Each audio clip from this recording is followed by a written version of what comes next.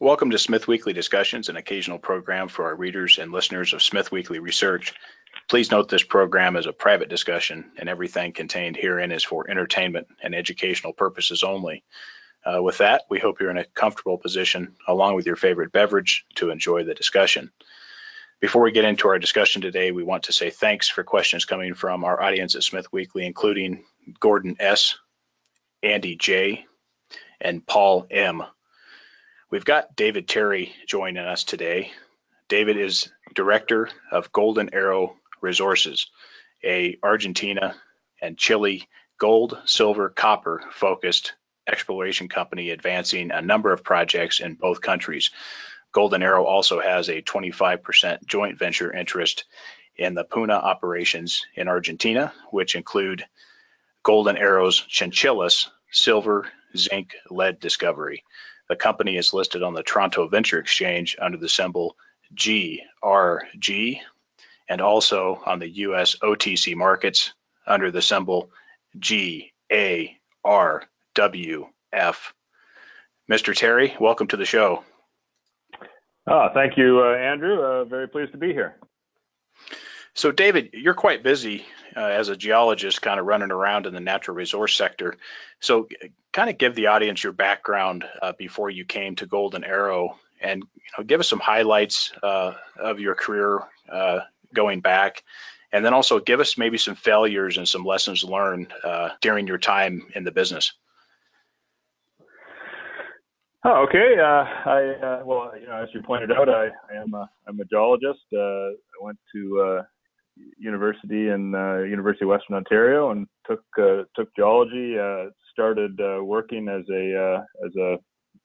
with exploration mining companies as a summer student, and then carried on after graduation. I worked for what used to be the Consolidated Goldfields Mining Corporation in North America, which was a fairly successful company, but a subsidiary of the larger Consolidated Goldfields, which was the second largest gold mining company in the world at the time. And I worked for them for a number of years, and then went back to university to complete a graduate degree that was sponsored at the time by what used to be Cominco American, and worked up in Alaska for them for a number of years on exploration projects.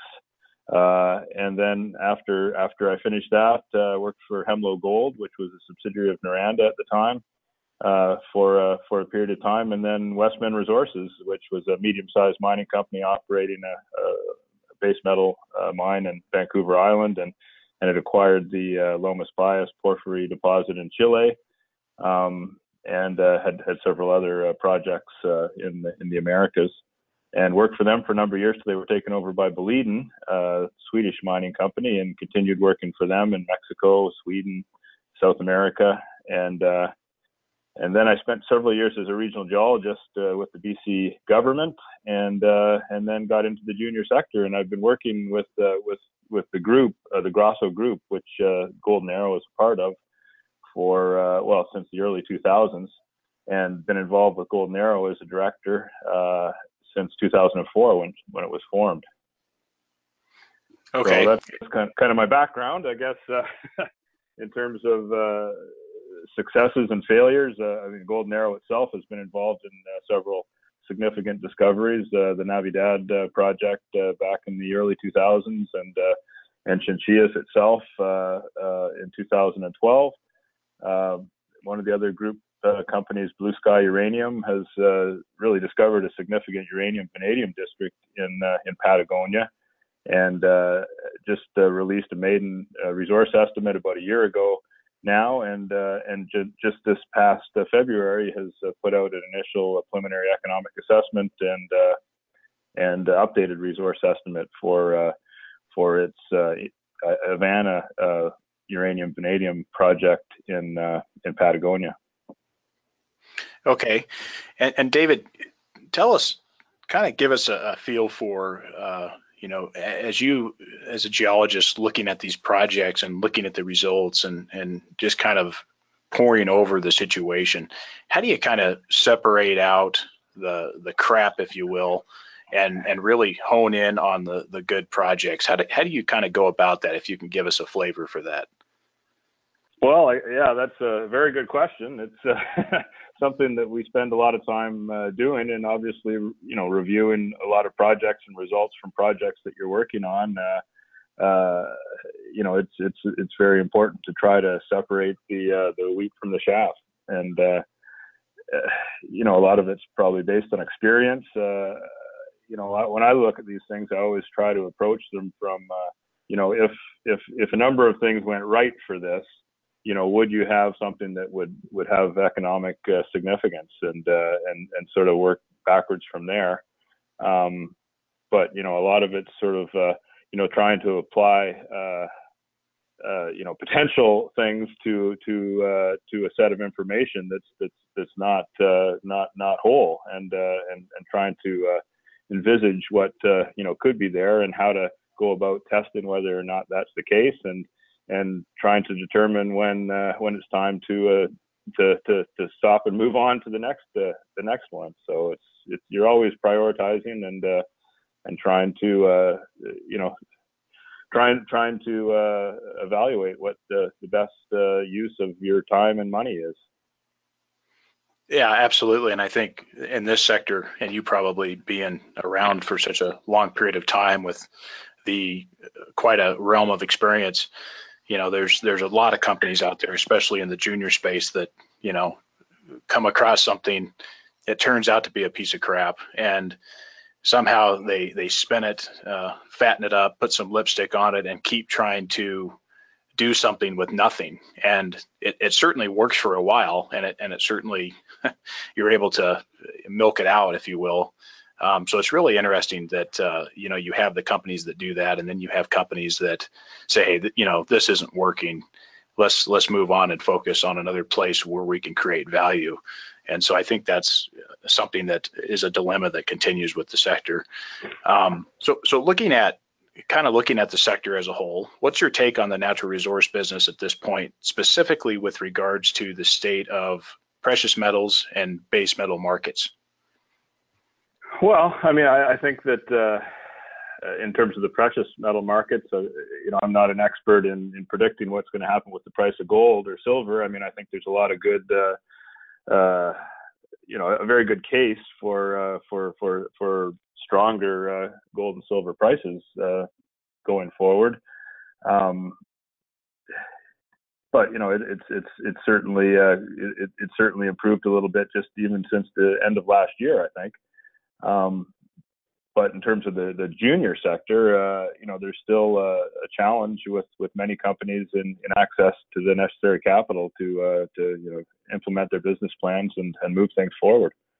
In base metals, we've seen zinc increase pretty significantly over the last 4 or 5 years, pull back, and now it's sort of moved forward again. The copper price is hovering a little bit below $3. I think that all the base metals have certainly a good future, but as to where we go in the short term or the medium term, I leave that to the experts. So with that, I'm more about finding this stuff, Andrew. Right, absolutely. But give us a little bit more flavor. So what do you like over the next 24 months? What metal do you kind of like? I mean, it doesn't have to be in precious or base metals, but everything from uranium to battery metals to gold. What do you really like over the next 2 years? Well, I certainly like uranium over the next probably a little bit longer time frame than 2 years, but say the 2 to 5 year time frame, I think the fundamental story for uranium is very strong, and we're going to see strengthening uranium prices. And once people start entering into longer term contracts again, I think that will result in higher prices as well. In terms of over the next several years, I mean, I think there's, as I said, a very good case for strengthening precious metal markets over the next couple of years, and so gold and silver I really like, and those are one of the main things that I spend my time working on. So I have kind of the same view. I think that there's a a lot of potential with precious metals and certainly uranium going forward, especially where we are in the state of the market, the big broad market as well. So David, walk us through your business as a geologist. Kind of give the audience an idea of what you do day by day, the field work, the office paperwork, filing technical reports, the travel that you do, and out of all that, what do you like the best?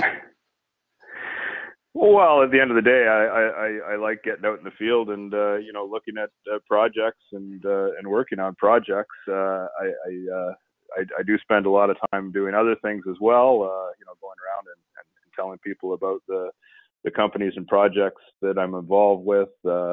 Obviously, there's running these companies. There's administration and paperwork and that sort of thing that you have to do is just part of the business, and especially running a small companies, you end up doing a lot of things yourself that you might not do in a larger company situation. But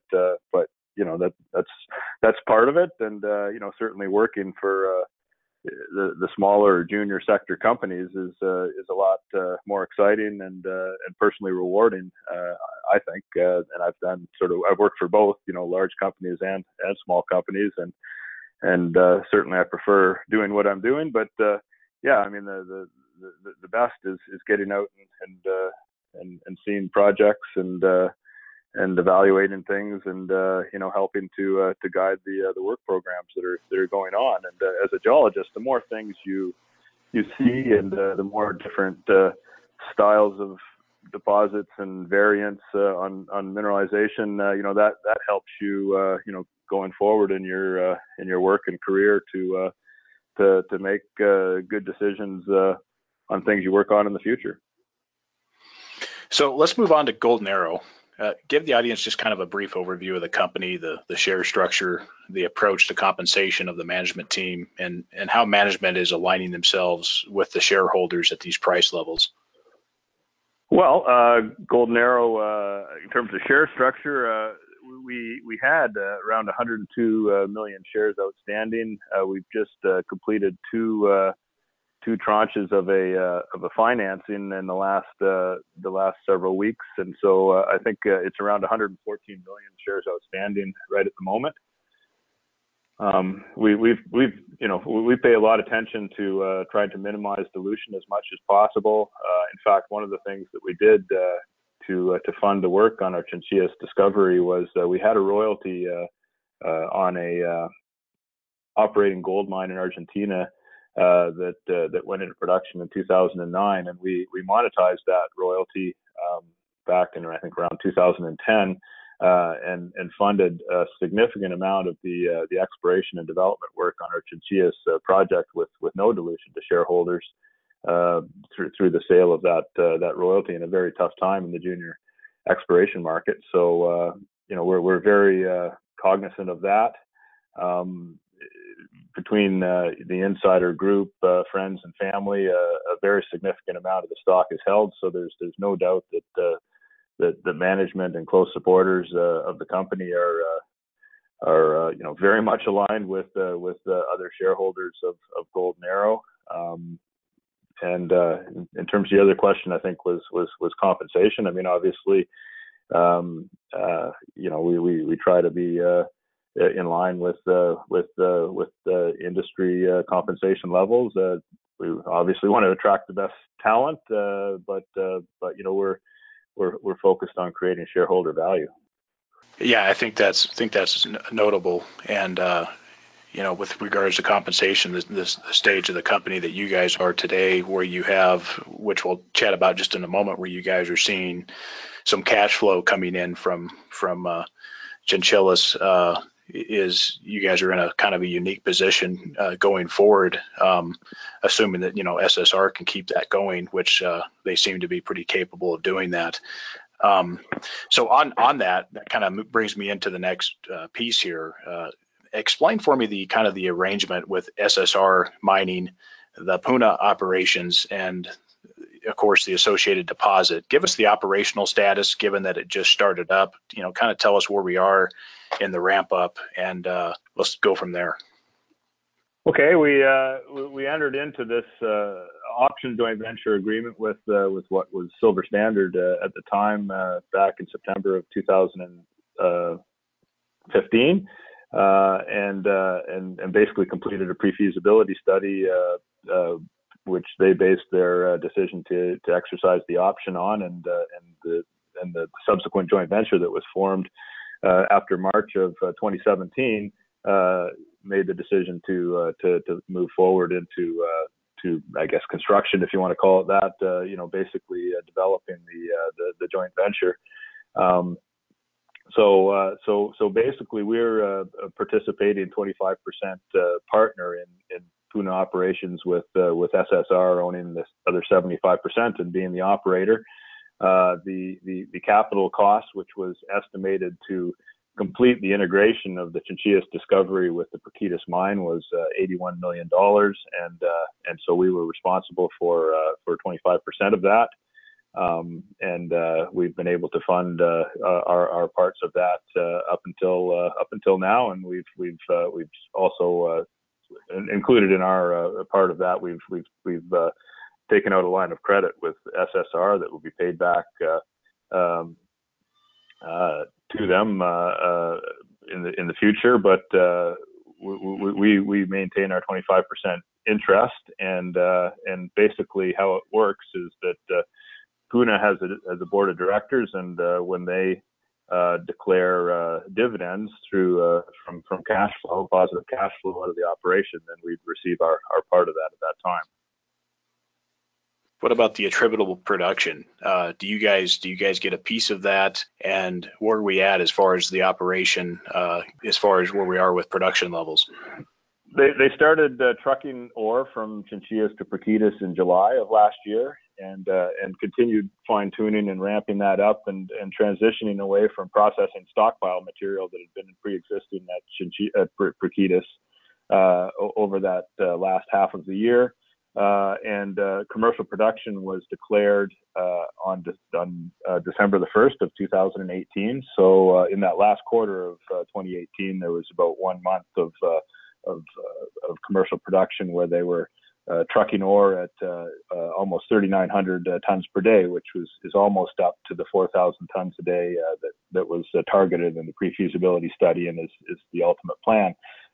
So in 2018, the joint venture produced 3.7 million ounces of silver, as well as some zinc and lead, and sold 3.8 million ounces of silver. That's significantly down from 2017, when they produced over 6 million ounces of silver from stockpile material. But it's really to do with the lower grade of the stockpile that was processed in the first part of the year, and the transition over to running ore from Chinchillas. So the 2019 forecast is 6 to 7 million ounces of silver, as well as zinc and lead on top of that.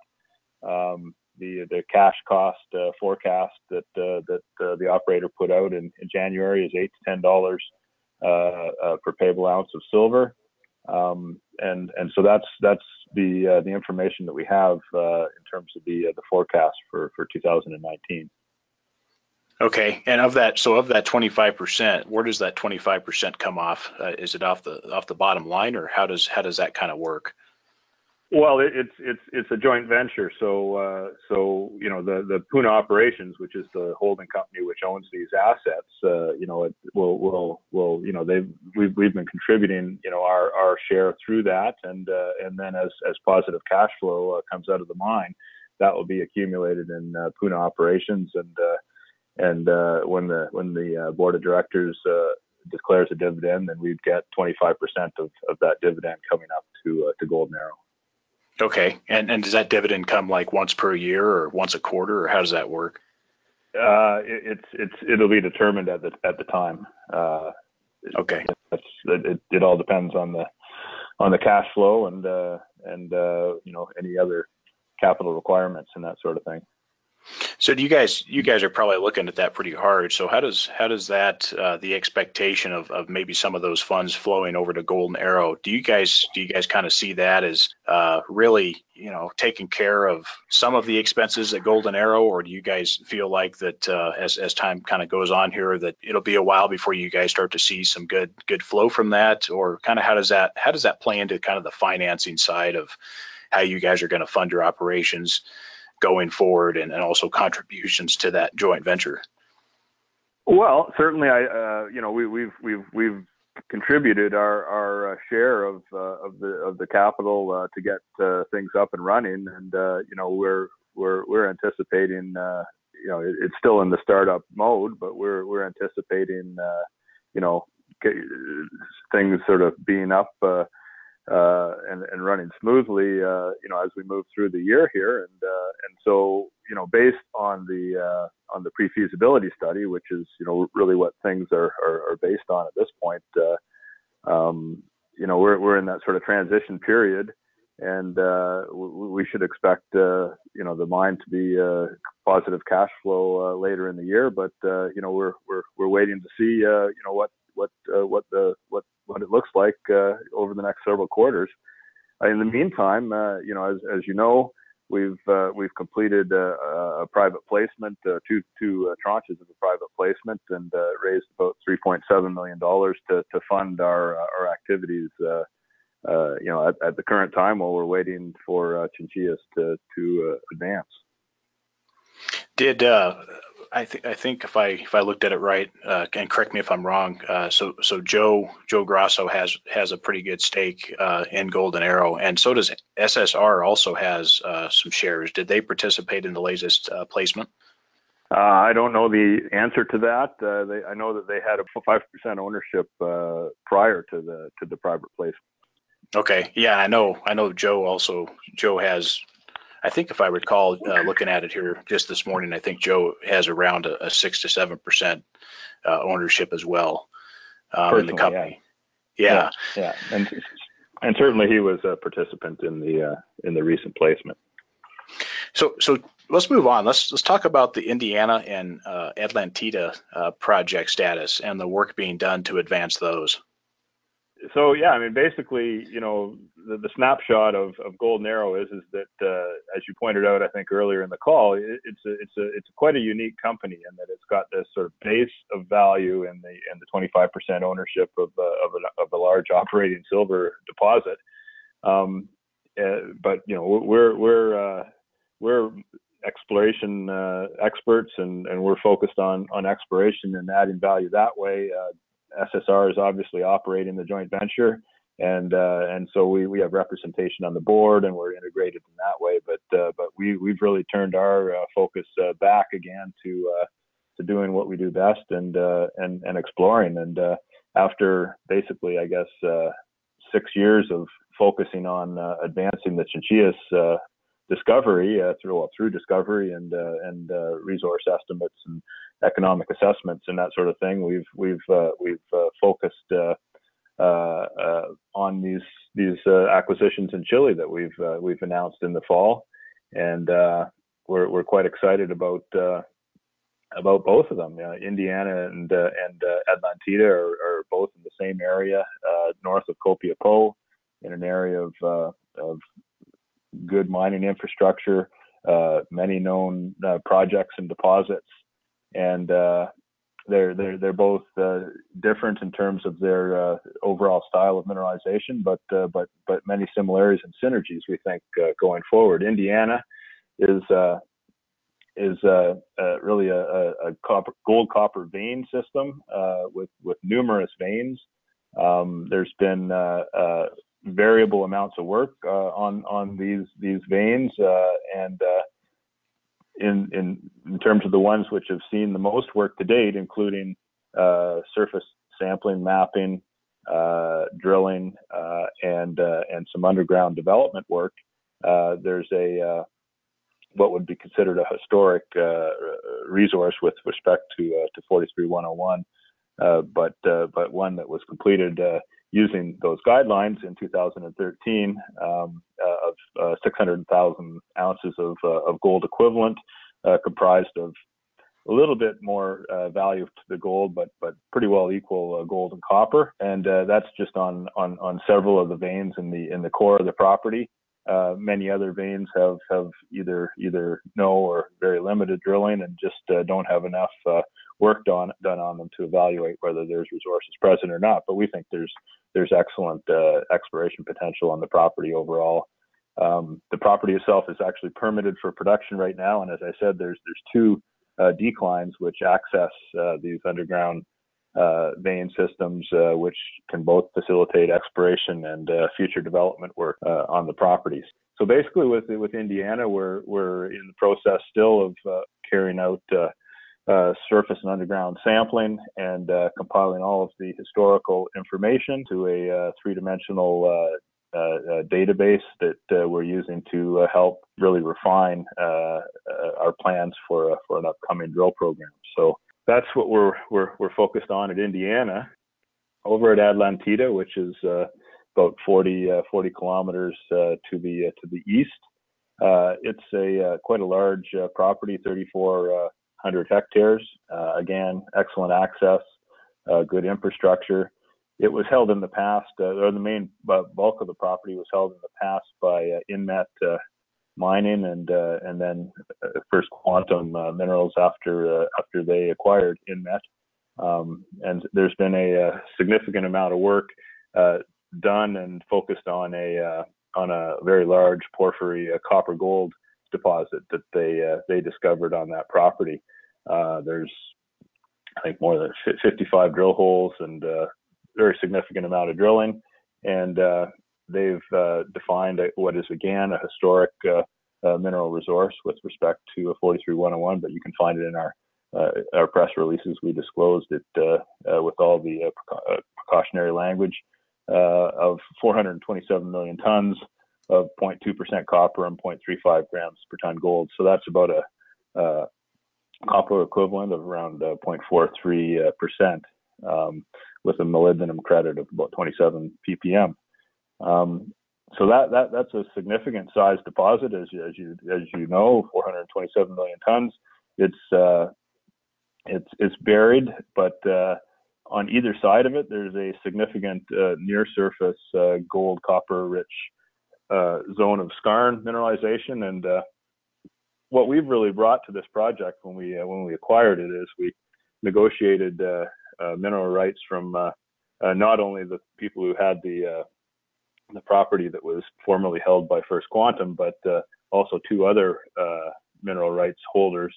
And so we consolidated a larger land position that includes the gold copper rich skarn area to the west of the deposit, which occurs at or near surface and has not been explored, contains historic workings and widespread gold copper mineralization, which is on with basically from the results of our sampling seems to be higher grade in terms of both metals than the average grade of the porphyry resource. So we've collected samples over this area that have returned results up to almost 4 grams per ton gold and 2% copper.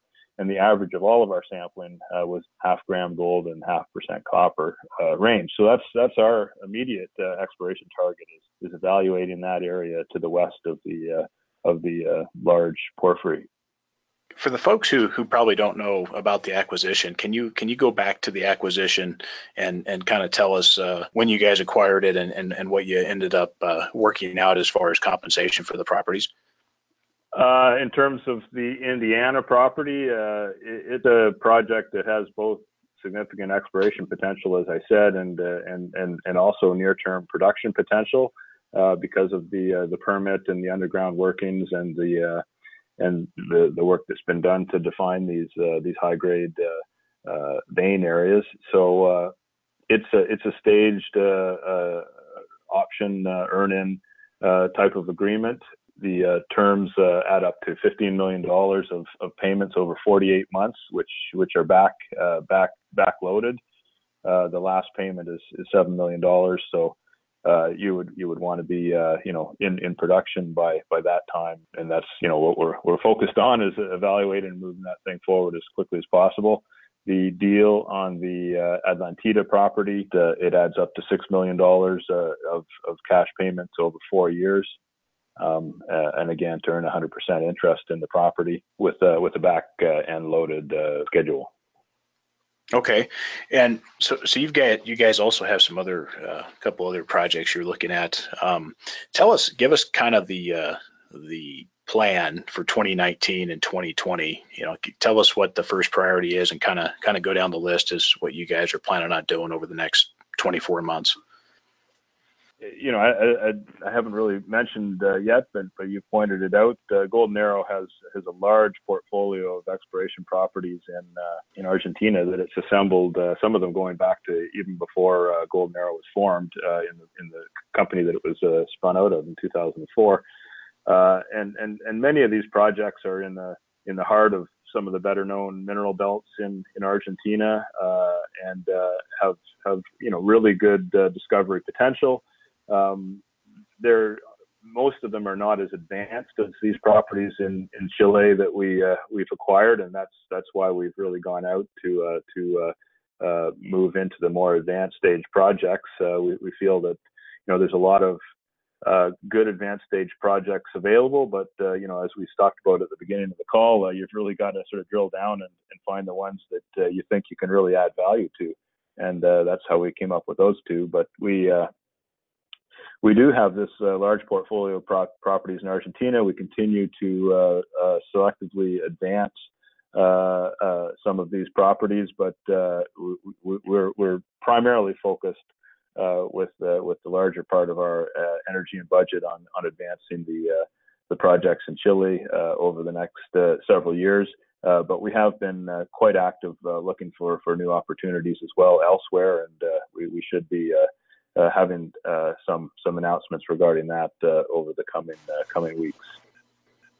What does the financing situation look like? You guys have just raised money. How do things look for the rest of the year? Are you guys looking at potentially raising some money again before the end of the year, or how does that look? Well, we're just focused right now on closing the current financing, and we'll assess things as we move forward, and what our needs are in terms of and how the Puna operations is performing. So I really can't speculate at this time. We're just focusing on wrapping up the current financing. And with the greenfield, the portfolio of greenfield stuff that you guys have, is there any desire at all at Golden Arrow to look at joint ventures with other companies if the terms are right? Absolutely, and we have in the past. We've had joint ventures with a number of different companies on some of our properties, and we're always we're open to talk to people. We've signed many CAs and had companies visit our properties, and really that's a good way of leveraging our experience and expertise in operating in Argentina and our large portfolio. And you can only do so much as a junior company, as you know, and you've got to prioritize your dollars and so forth. But we've got some properties in the high Andes that need significant amounts of capital to move them forward, and so we're always happy to talk to large companies with the desire to work on some of these attractive properties in Argentina. So, David, fill us in a little bit on the management team. We know you're there, obviously, but give us a flavor of some of the other expertise that's at Golden Arrow. Well, Joe Grosso is the CEO and founder of the company. He's an entrepreneur who really got his start in the mining business in Argentina when it opened up for international investment on a large scale in the early 90s, and he's really sort of he's been involved in exploring in some other countries, but really primarily focused in Argentina since that time, and very well known for that. Also quite well known for focus on community and local stakeholder relations, from local governments through provincial and federal levels, and so he's the the leader of the company. Other people on the management team, Nico Kakos, who's a VP of the company and a director, has been working with Joe since the very beginning with Golden Arrow and the Grosso Group. Brian Mcewen is the VP of Exploration, very experienced geologist with a long career both in consulting and exploration, and he's the guy who really oversaw all the work done on Chinchillas to move it from discovery through resource and development. We've got on our board Alf Hills, who's a experienced mining engineer who worked or spent a lot of his career with Placer Dome. He's our representative on the Puna operations board of directors, and is also a director of Golden Arrow. So he adds a really good engineering component to the company. We've got a really experienced team down in Argentina, which is led by a very experienced geologist named Hugo Carranza. So yeah, we've got quite a diverse and well-rounded team, both in Canada and down in Argentina, and we're building it up in Chile now. So certainly Joe has an extensive Rolodex in that region, specifically Argentina and really the whole South America region there. So it's good to have that kind of backstop and that setup that you guys have going there. So for potential investors, what would you say to them at this point with Golden Arrow? Well, I'd certainly go back to my earlier statement that we're exploration experts, particularly in Latin America. It's a very unique company in that we have a strong base of value with our 25% interest in a major operating silver mine with very experienced partners. There's upside for growth at Puna operations. There's a number of different avenues for either extending or expanding production at Puna. But beyond that, we're focused on continuing to build the company and shareholder value through advancing and building resources on these advanced stage projects. And then further from discovery at our large exploration portfolio. So it's a sort of a very unique company in that we sort of span everything from production right through to exploration and discovery. Right, and I would say too that the current share structure set up, the ownership. Kind of where you guys are sitting at this point in the cycle, of course, with sentiment in the market being down, and obviously that's reflected in a number of these share prices. I think where you guys are today certainly offers a really attractive looking situation that I think people should look into, especially the potential investors looking at the company. So what is the best way for investors to learn more about the company and to reach out? Well, they can reach us by phone, I guess, in Vancouver. Our toll-free number is 1-800-901-0058. We have a website, goldenarrowresources.com. A lot of information on there in terms of up-to-date presentations, technical reports on our projects, and summaries, and so those are the two best ways, I guess, to get a hold of us and find out more. David, thanks for coming on, and we appreciate you taking the time with us today. I really enjoyed the discussion, Andrew, and look forward to speaking again in the future.